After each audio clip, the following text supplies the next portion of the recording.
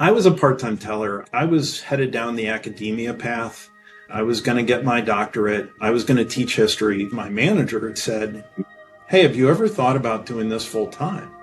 Like, no, this is not me. That's not what I'm supposed to do. And he said, you've really got something here. I think you've got a gift that we ought to explore. Fast forward 30 plus years later, here I sit. By the way, I've always tried to make sure to touch base with those folks to just simply say, hey, by the way, part of the reason I'm here today is because of you. I wouldn't be here today were it not for you.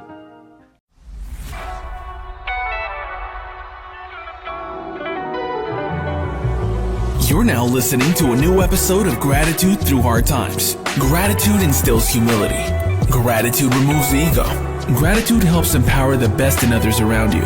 Our goal is to guide individuals and companies to practice gratitude so you can live a longer, happier, and more successful life. Get ahead of life with connection and purpose. This is Gratitude Through Hard Times with Chris Shembra. Well, good afternoon, ladies and gentlemen, and welcome back to another episode of Gratitude Through Hard Times. It's your host, Chris Shembra, and today I know I might sound different from audio. I'm not sitting in our recording studio. I'm actually down at our beach house in Hilton Head Island, South Carolina. We're a big fan of work hard, play hard, and this week we're down at the beach, but nonetheless, we're so excited that you've tuned in for what I know is going to be a very special conversation with a great leader right directly from the heart. To all our loyal listeners out there, it's good to see you, friend. I know the next time that you're in New York City, I hope you give us a call. You've always got a seat at our dinner table. Some of my favorite moments throughout the week are when you email in your thoughts, your questions, your comments, your concerns about today's episode guest. So keep that email flowing. Your support over the last 8 years is really what's motivated us to keep this mission alive. It's good to see you, old friend. To all the new listeners out there, I have no clue how you stumbled on to our little humble corner of the internet, but we're glad to see you. You know, I don't know what you thought you'd find in today's episode, but I hope you find just a good human-centered conversation between two leaders that are talking about how to lead better tomorrow, the stories that got us here, the people we got to give gratitude to, and how to stay human during these really turbulent and trying times. Maybe someone sent you this episode, a friend, as a vehicle to say, you matter. I see you. You're on the right path. And so I hope you join us for our journey. By the end of the episode, please click that subscribe button. Share this episode with a friend in need. Our commitment for the last 11 years has been around gratitude and pasta sauce and human connection to remind you you are perfect just the way you are. So it's nice to meet you, new friend. Welcome to this episode. Today is going to be amazing because we have a self-proclaimed leader, the best community banker who leads with a servant heart. We have Chris Caldwell, the CEO of Community National Bank that just went public a few months ago. They're based out of Vermont. They serve a great deal of people in the right way. They were founded in 1851. They are committed to serving the needs of the community from a human-centered way.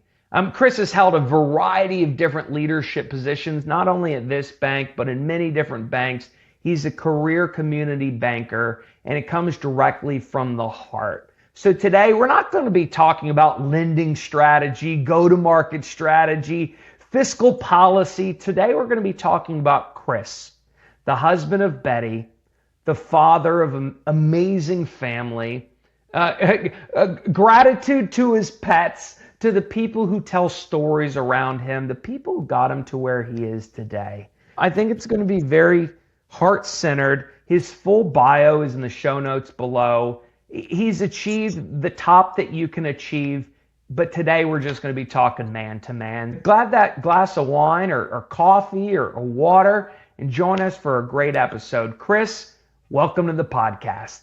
Thank you, Chris. I appreciate it. Glad to be here. Now, before we dive in, what made you say yes to this topic around gratitude and human connection? Honestly, anytime that I can express my thanks for the people around me, or if there's a conversation that's happening where we're expressing thanks, I want to be part of it. It's just, it's part of my DNA. From my upbringing, from my parents, and learning how to say thank you and be polite and be appreciative of the things that I have in my life, to the work that I get to do every day, the people that I get to work with every day, the communities I get to work in every day. We can't say thanks enough. And so if there's an opportunity to be part of a conversation about gratitude, sign me up. I'm all for it.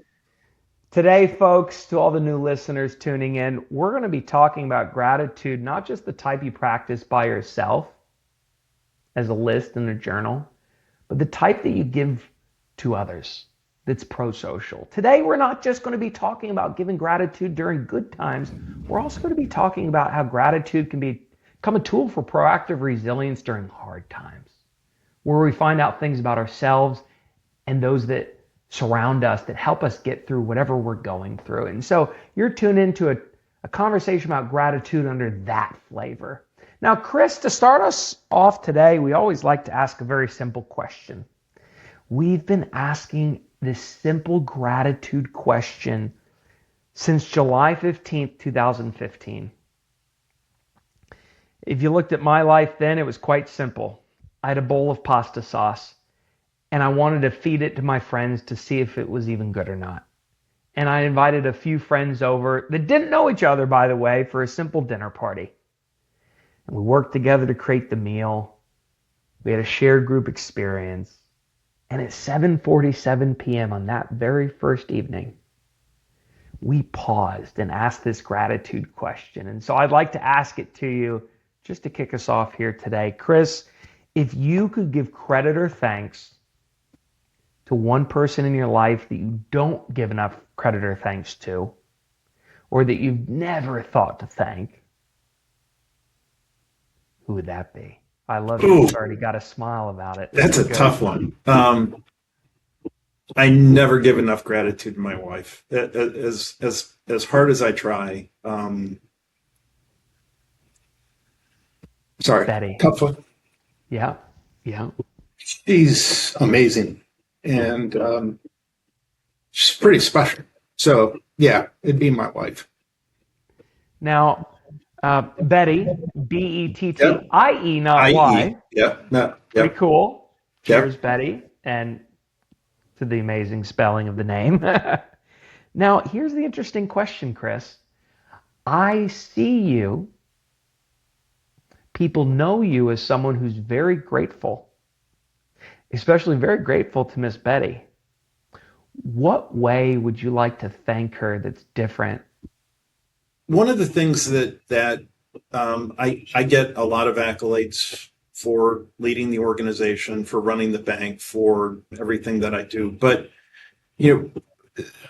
but that doesn't come without a tremendous support team behind me. And so, Bettie is that person who enables me to be able to do that, who is probably without a doubt my biggest cheerleader, except maybe my parents.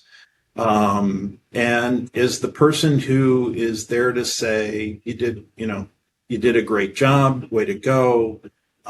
She's the one that makes sure that my tie matches my suit, but she's also, I don't ever get enough chance to say publicly, whether it's our shareholder annual meeting or whether it's a letter to investors, whatever, that she's that person behind the scenes that is allows me to do what I do. And so I think for me that if there was some way that I could just be more public in my appreciation, I certainly want to do that. And so that's partly why when I post stuff on LinkedIn and I talk about her and my relationship there, I try to bring that out because she is a critical component.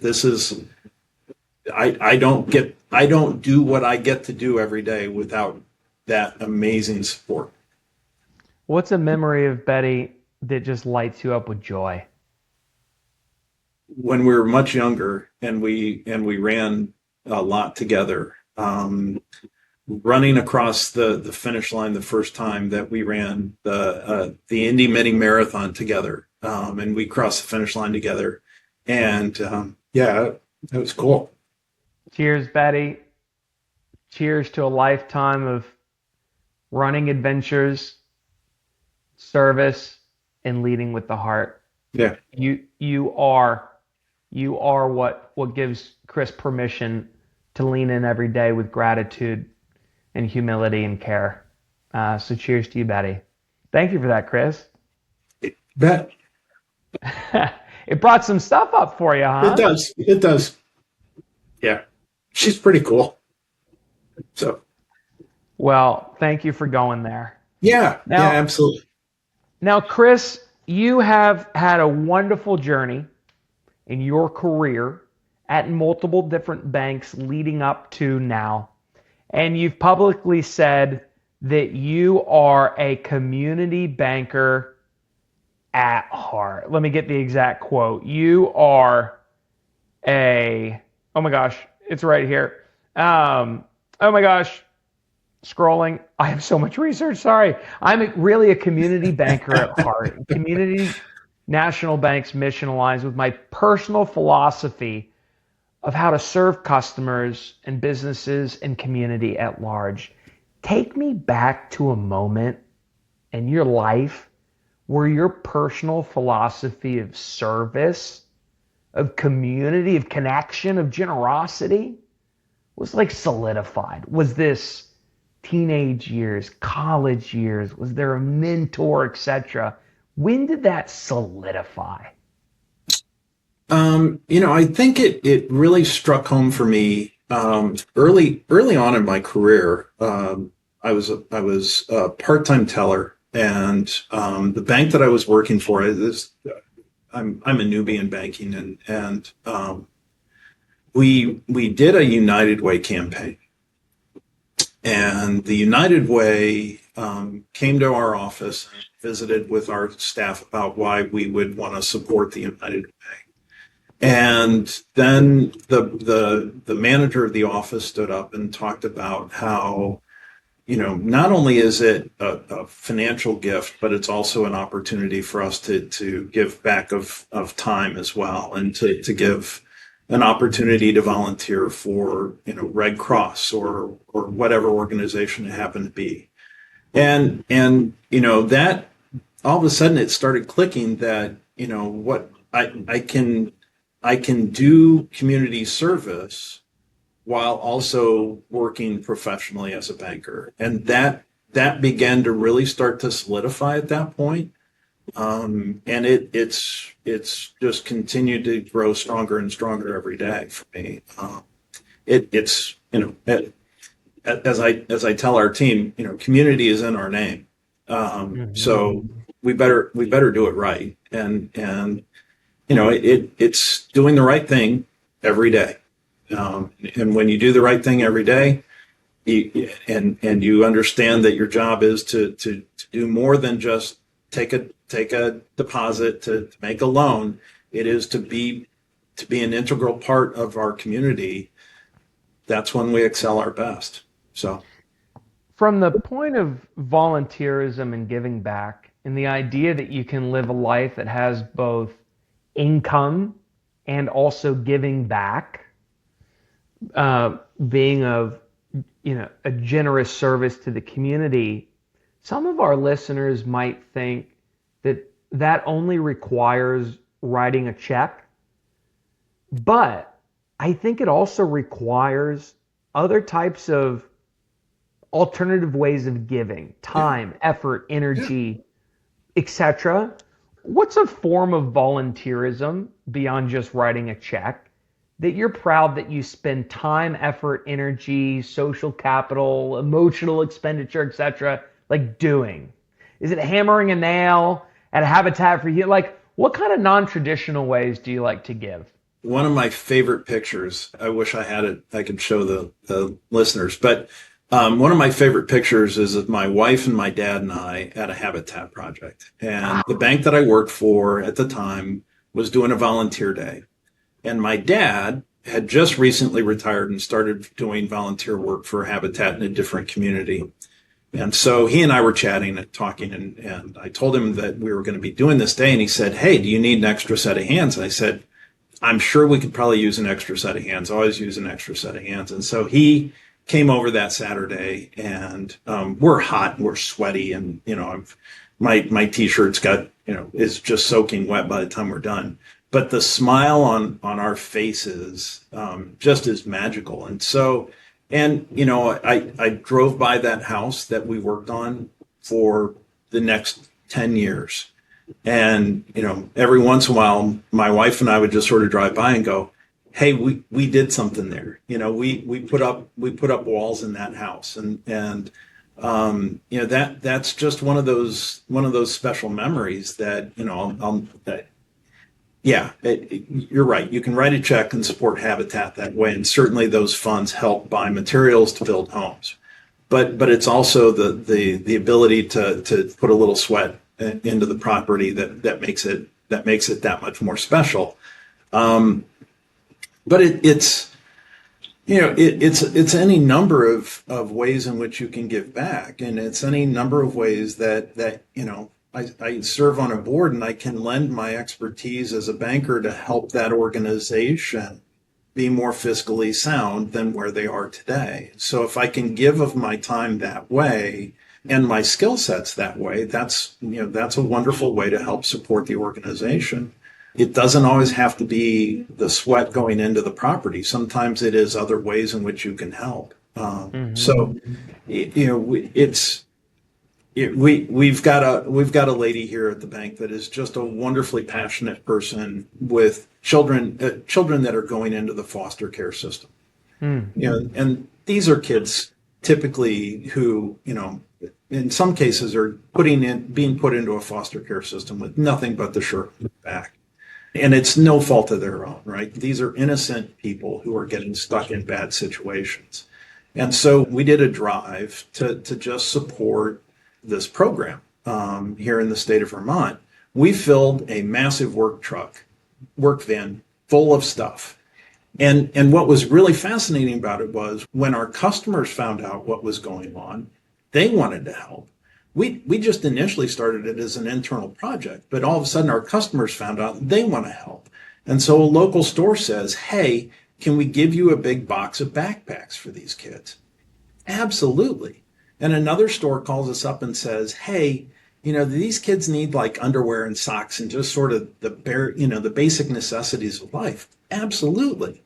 And so all of a sudden we've got people not only writing checks and making monetary contributions, but also providing materials. And it was heartwarming.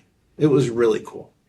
Well, you're describing a true community. Yeah. You're describing a village. And we're going to talk about those two topics just in a sec, because I think it's a very timely topic for what's happening in our world today and the yearning for people to return back to community and village where we all pitch in together to do things. We're going to talk about that in a sec. To close the loop on your personal volunteerism, first of all, to all the listeners, I hope you're really thinking about your life and realizing, A, if you don't have giving back, volunteerism, philanthropy, charity work, if you don't have that in your life at all, just use this as another example. Please start small. Do something. It fills up your heart with joy. But the invitation for those that are giving back already right now, if you're only giving back in a check and you're really far away from the impact, yes, keep doing that, please. But also get out in the field, hammer a nail, pick up a box, do some really physical things with other people.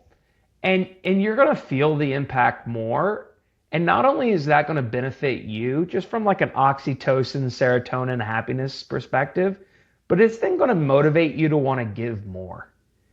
And that's what the world needs. They're just more givers.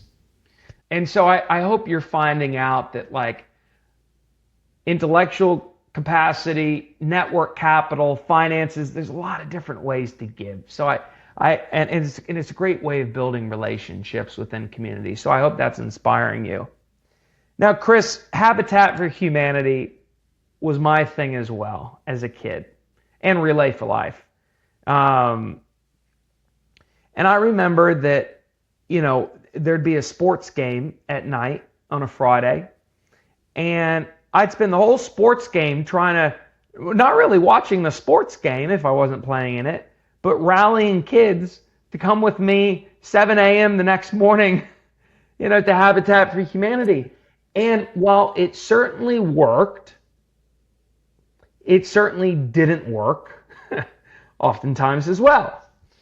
And I found that this personal philosophy I inherited from my own family about giving back and participating in the process was sometimes getting challenged. Sometimes I'd be the only one trying to give while the world was trying to go a different way. I'd be the only one trying to do this gratitude while the world was going, so what was a time that your personal philosophy around giving and gratitude and heart and community and faith and family and all these things was challenged? And what did you have to find inside of you to get through it? That's a tough one.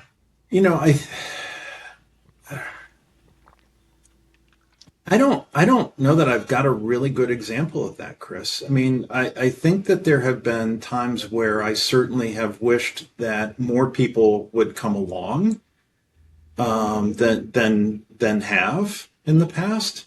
But I also, I guess I look at it from the perspective of I can't I can't force somebody to do what they don't want to do. And I can't force somebody to have that kind of mindset that says I'm going to be charitable or I'm going to give them my time and energy. All I can do is try to do the best I can to show what it means to me and why it's important to me, and hope that maybe along the way there's somebody that says, maybe there's more to this than what I'm sensing. And I'm going to try to do, I'm going to try to emulate a little bit of what Chris is doing. And so if I can do that in that way, then, I guess I've done my part. Does that make sense? I actually think it's the best answer you could have given. Because in that answer, I learned two things. One, I learned, just like so many of our listeners here today, that just showing up consistently and being the example is in itself the work. Doing the right thing with integrity. I know a lot of you folks are probably sitting there and you know how you want to show up in the world. But you might be spending too much time worrying about how others' reactions will be. Chris is giving you permission to keep showing up. And if they follow, they follow. If they don't, they don't. But you've done your part. And the way I think Chris's life and career have shown is that it does work out. And that's how you get to leadership positions of a good organization with a great family, doing great work for the world the right way. Is just by continuously showing up and not worrying if others are being there. There's a tattoo that I got on April 26, 2009 when I was 11 and a half months sober at the time after 3 stints in rehab, and I was holding on to my last ditches of sobriety. And I got the serenity prayer tattooed on my arm. God grant me the serenity to accept the things I cannot change, the courage to change the things I can, and the wisdom to know the difference. By the way, I drank the next day and I've been drinking, ever since, but nonetheless, it served a purpose at the time. But what you just said, I can't force others. I can't change others, but I can have the courage to change how I show up. and the wisdom to know the difference. You just talked about the Serenity Prayer. Well, thank you. I appreciate that. Now, I want to kind of translate or go into kind of like the daily moment and, how Chris shows up tomorrow. Because I think the world is in a really interesting time. I think it's not lost on me that your bank was founded in 1851. Now, listen to this. Let's go to 1851 for a sec. You had local communities. You had physical labor. You had seasonal rhythms. You had handmade craftsmanship. It was the olden days. But it was also a really fascinating period where worlds were colliding, because in 1851 as well, you had Isaac Singer creating the Singer sewing machine. You had factories and railroads and telegraphs and industrial machines and mass production and global trade and speed and scale.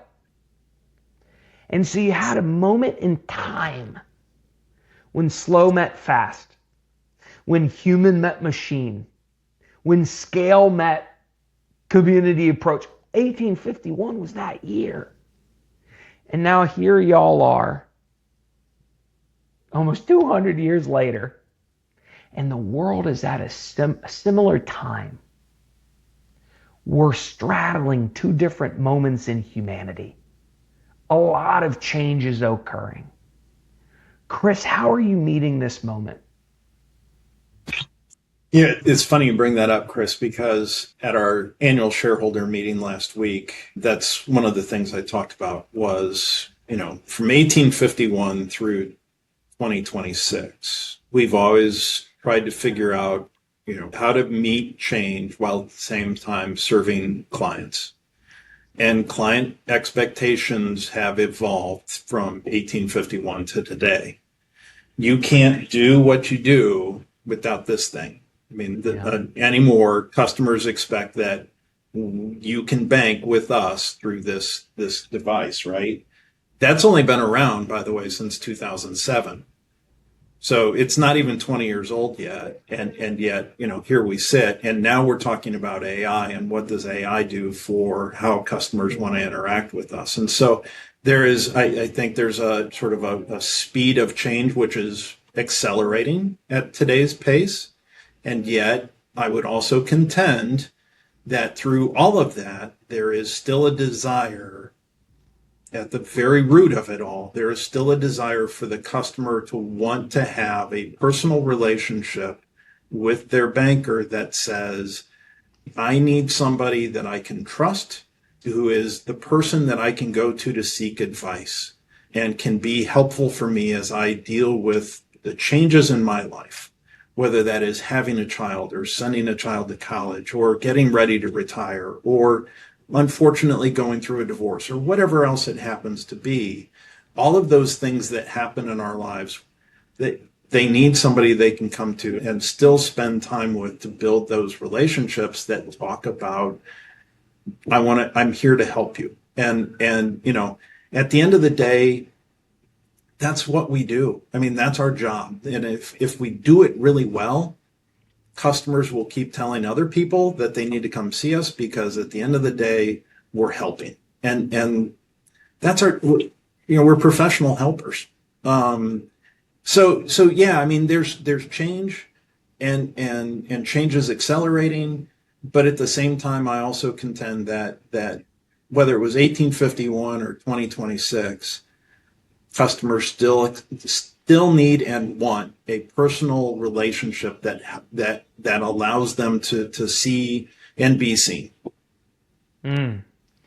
I think that's so important, is that you're talking about doing both, not either. Yeah. Is that when the speed of change is accelerating, the not slowness, but the humanness of trust, professional helpers, that human touch, both are important. Yeah. So that the customer can have a frictionless digital experience in banking and a friction-filled point of connection with another human. Not for nothing. Oh, I just dropped everything. Not for nothing, but statistically speaking, 51% of the American workforce reports feeling lonely on a consistent basis, which is equivalent to the reduction of lifespan of smoking 15 cigarettes a day. So disconnection and isolation are really, really troubling things. You're saying we can speed up technology to serve at speed and scale, and we can solve a really big human thing by also staying human. And some of your customers might be coming to you for a moment of connection, human to human, that they don't find anywhere else. Yeah. Yeah. We have customers that call to just get their checking account balance. Again, it's right here. You can get your checking account balance right here. It's not because they need their checking account balance. It's because they want to talk to somebody. You were a part-time teller many years ago. A long time ago. At the start of your journey, you were on the front lines of the impact. You were there with the people. For a young person that's watching this, that might want to get into a frontline, human-oriented, connecting with people while also technology is doing this thing, what would young Chris say to them?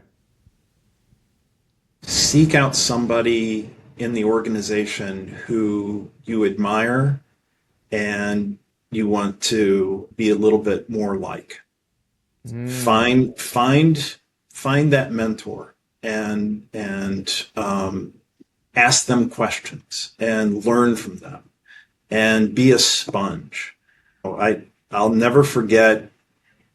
There was a lady that I worked with when I was a part-time teller who I just would go to from time to time and say, "Hey, I don't have any customers right now. What can I do to help you?" And she would give me a task to do. And then pretty soon it became, help me understand what this does. Why is how is this helping your customer? How is this doing whatever it's trying to do? And she was just teaching me more and more and more about the industry, about how I can better serve customers as well going forward. And she never knew it, but she was a very informal mentor to me. And so I would say, don't ever hesitate to ask somebody, can I understand more about this? Can I understand more about that? But regardless of what the industry is, there are people that have spent a lot of time in their career doing something, and they've got a lot of knowledge, and glean that knowledge from them. I think it's a two-way benefit. Oh, it was a benefit absolutely. for you, and it was a benefit for her, because it feels good to give and teach in that way. Yeah, she loved it.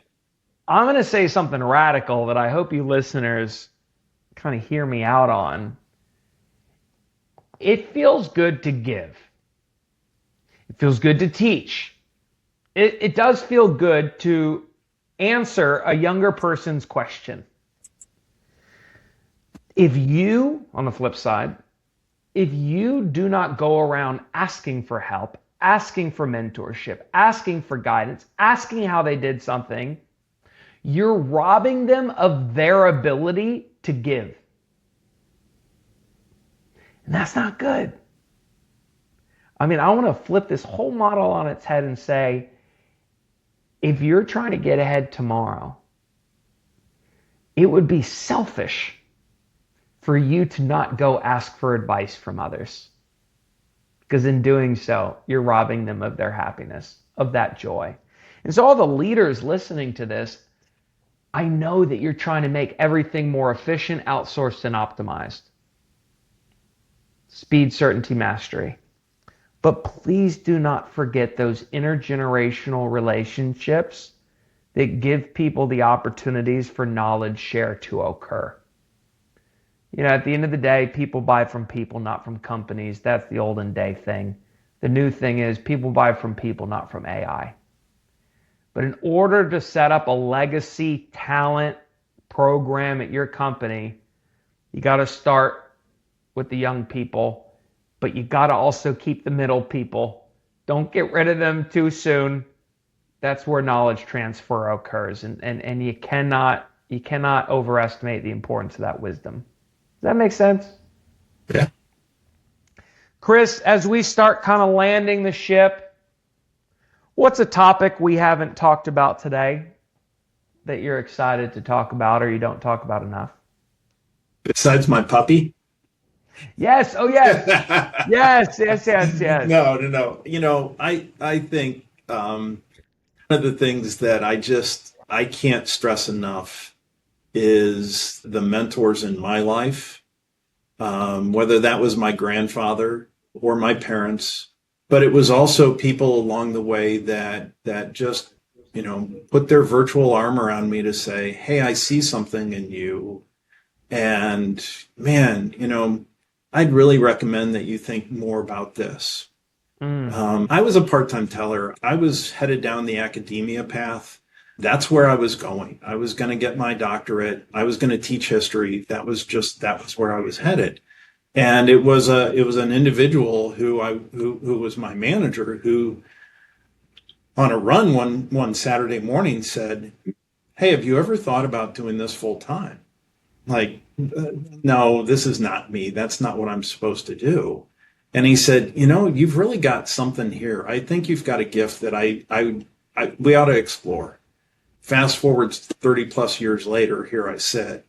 By the way, I've tried to make sure, not always been as successful as I wish I had, but I've always tried to make sure to touch base with those folks as things have happened in my career, to just simply say, hey, by the way, part of the reason I'm here today is because of you.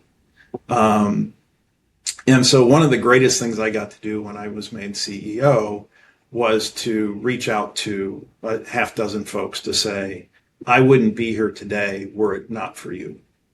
And that's, I think that's really important. Both my parents were teachers, and both of my parents still have students who today reach out to them to just say, I hope you know that because of this that you did for me, I'm now doing this. And so, I don't do it because I'm wanting people to do that for me at some point in my career. But I do think, one of the greatest gifts that'll ever happen to me is when one of my former staff reaches out to me to say, I don't know if you remember this, but you did this for me, and I'm here now. And that's awesome. And I've got folks that I used to work with that just ping me on a text and say, hey, do you have 5 minutes? I have a question for you. Hell yes, I have 5 minutes. I'd be delighted to sit down and listen. But it gets back to what you've been talking about, Chris, in terms of we don't exist in a vacuum. And we get, honestly, you can be really, really lonely if you try to exist in that vacuum. And so, yeah, I need downtime. I need time for myself where I can recharge, and that's perfectly acceptable. But I'm not here today without a whole lot of other people around me. We have an amazing team. We have a great senior leadership team at this organization, and we're working really, really hard at building that team out and developing a sense of cohesiveness around that team, a sense of purpose around that team, and really driving where we're headed. That comes with a lot of emotional intelligence work, which we're trying to, we're spending a lot of energy and time on. Loved your article, by the way, on the joyful phrases. That was in, I think it was CNBC.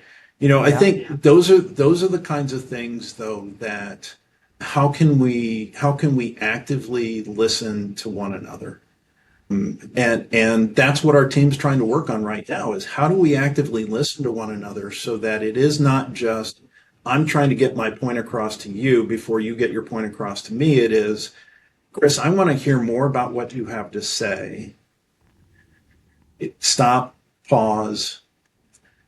Did I hear this correctly? Am I hearing what you said accurately. Tell me a little bit more. Help me understand. Let's flesh this out.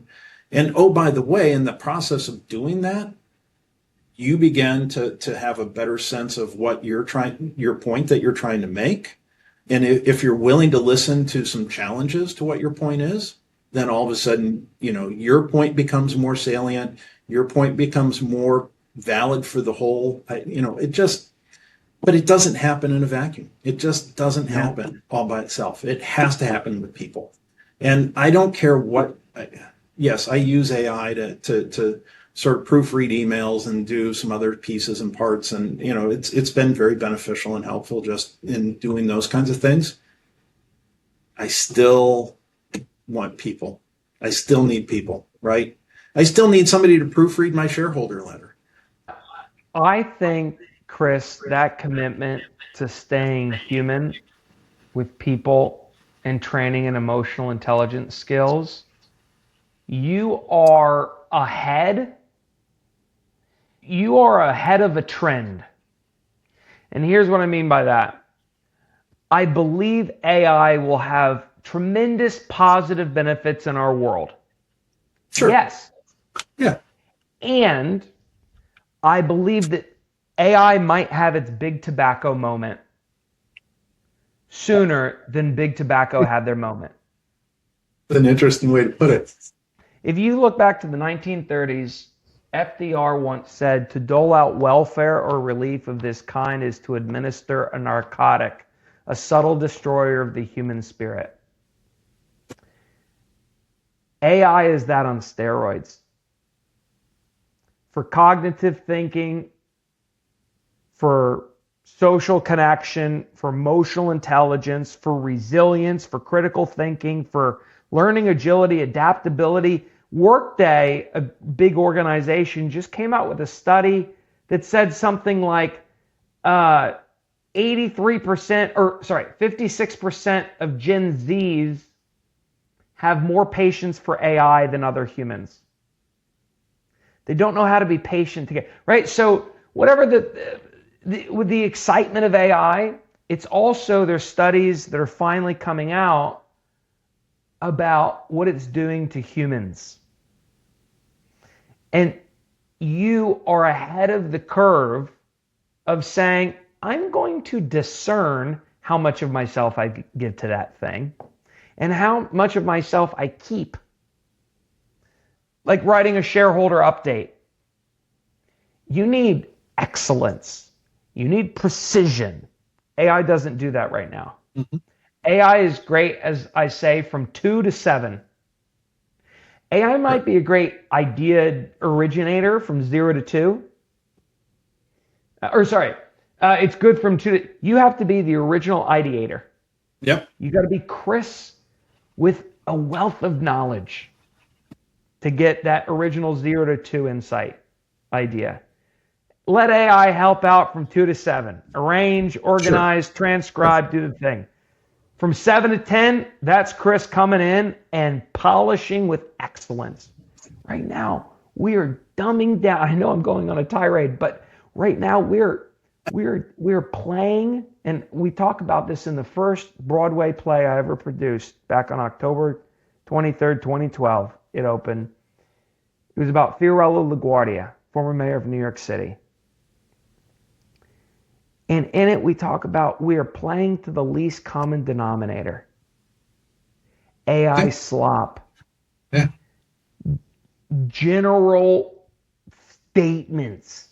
That's not excellence. That's mediocrity. Excellence comes in the precision that only a human who's done the work for decades knows how to say. I don't know.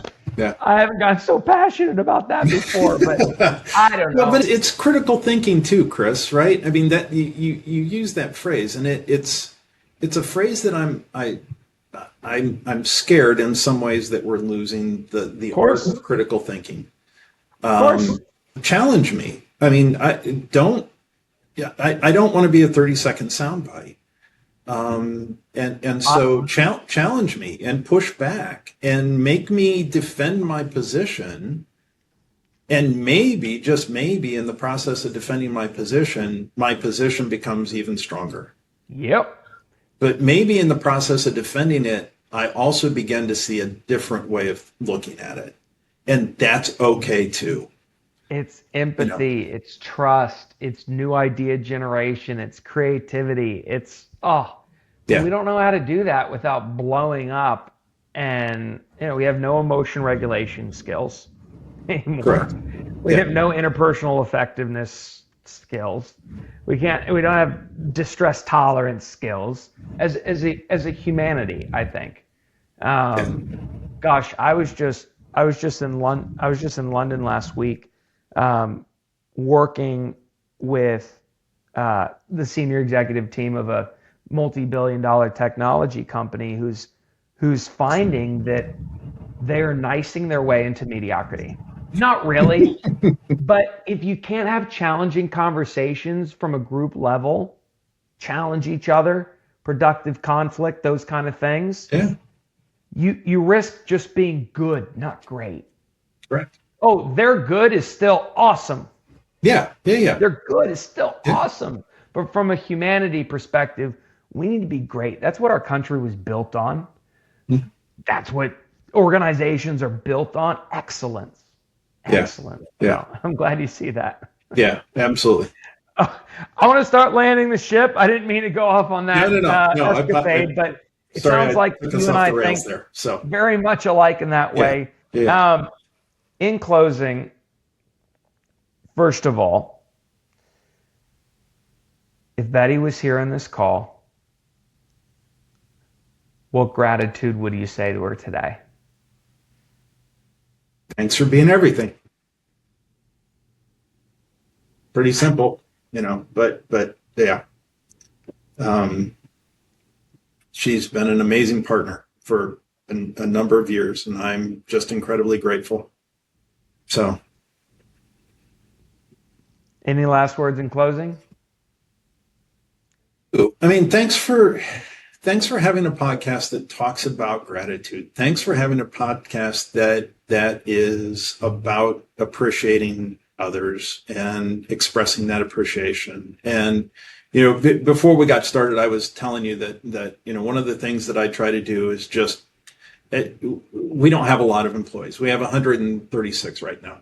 So it's not a monumental lift, but each month I send to employees that have their work anniversary. I just send them a quick congratulations on your work anniversary. Really glad you're here. Really glad you're part of the team, but also try to just, think back over the last year in terms of an interaction that I've had with them to say, hey, I saw this. I really appreciate this. Yeah, it takes a little bit of time to put together 15 thank you cards to the staff, but they love. I mean, I keep getting feedback. At one point I thought, well, nobody actually is reading these things, so maybe I'm just wasting paper. No, they really appreciate it. It's a handwritten note, and what they appreciate is that somebody in the organization has acknowledged and is appreciating something that they're doing. And there's I use the words grateful, I use the words appreciation, I use the word thank you a lot in those cards because I'm sort of running out of synonyms for thank you. But again, I'm trying to make sure that people understand that they matter and that they what they do is important work for what we try to do. And it's about community, and it's about part of what you do every day is you're giving back to your community, whether you recognize that or not. And yes, we're paying you to do that, but you are still giving back to your community, and our community is a better place as a result of what you do. So that, and our community is our towns, it's our neighborhoods, it's each other within the walls of this organization. Community can be defined in a multitude of ways, and so but what they do and how they reach out and how they express concern for one another is really amazing, and that's what I want to acknowledge. I think you're helping people save lives. I truly believe that the way that you're helping people show up in the world around them is saving lives. Letting one person feel seen and known and heard. That's it. I know we're right at time, so I want to wrap this up and say thank you for coming on. Thank you for your commitment to human connection and community. The world needs it now more than ever, and you're doing it. And I thank you for that. To all our listeners, thank you for tuning in. I hope you enjoyed this really heart-centered conversation.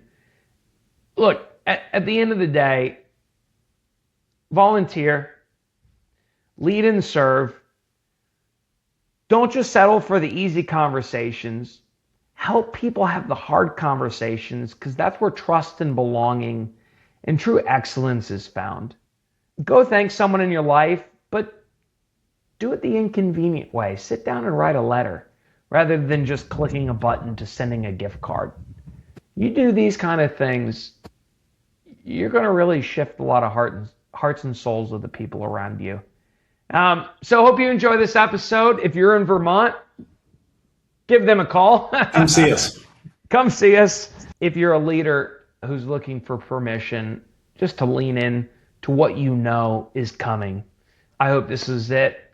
If you were sent this episode by a friend, go ahead and give them gratitude. This was their way of saying to you, you matter, you belong, I see you. Keep tuning in. If you haven't clicked that subscribe button, go ahead, join us on this journey. Look back through the episode archives. You'll see hundreds of great conversations like this. But yeah, thanks for tuning in. Hope y'all are having a phenomenal day on Earth. Remember, folks, it's your world. Go explore, and we'll see you next episode. Bye, everybody. Thanks, Chris.